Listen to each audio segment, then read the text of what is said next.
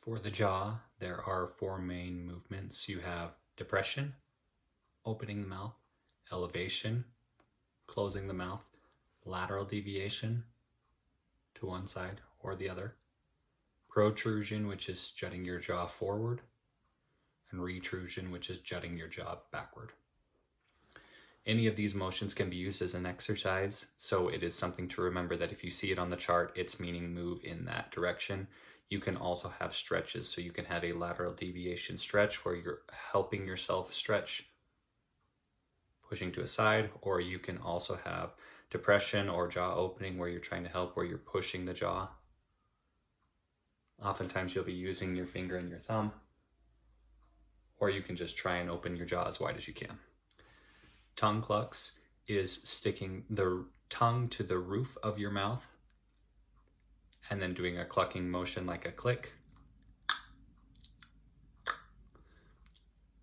Oftentimes they'll feel that in the back corners of their mouth. Oftentimes people who have jaw pain will have their jaw slide to a certain side or have a different type of opening, one where it'll slide to the side that's tight. So for example, one of the exercises they have is looking in the mirror and making sure that their jaw is opening perfectly in line instead of to a side. So to the side, it would look like this. And that's exaggerated.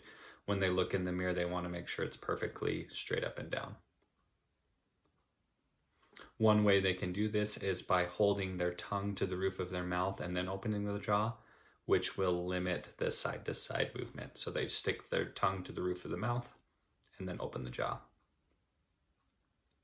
There are three main spots where patients use trigger point release. One of them is the temple, so just to the side here. The second one would be right here on the cheek. So you come just in front of the ear and down slightly, right here where the sideburn area is, and they would just hold pressure there. Often they can come at it from an angle on the front to get to it a little bit better. So you find the front of this muscle right here on the cheek and push back at an angle, and that will get the masseter.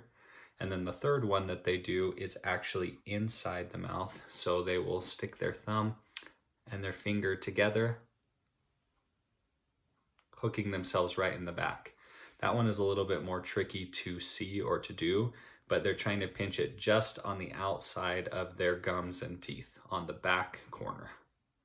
So for training, this is a little weird, but for the up close and personal shot, if you're trying to get into that back lateral pterygoid muscle to massage, if I open my mouth here,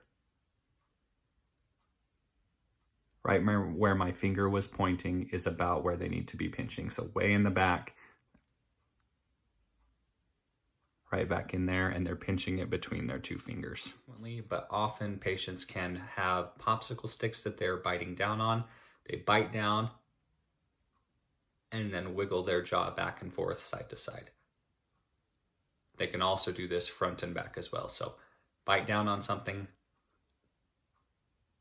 and then rock their jaw backward and forward.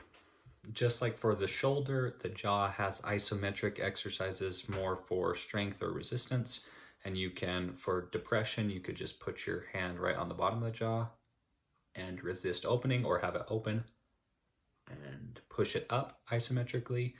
To do it for the opposite direction, you could put your hand right here on your chin and push down, not letting yourself open it, to the side, resisting.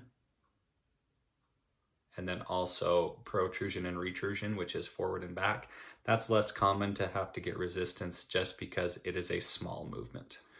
When patients are chewing food, if it is a joint issue and the physical therapist thinks it's in the joint, it often is less painful for them to chew on the side of the joint.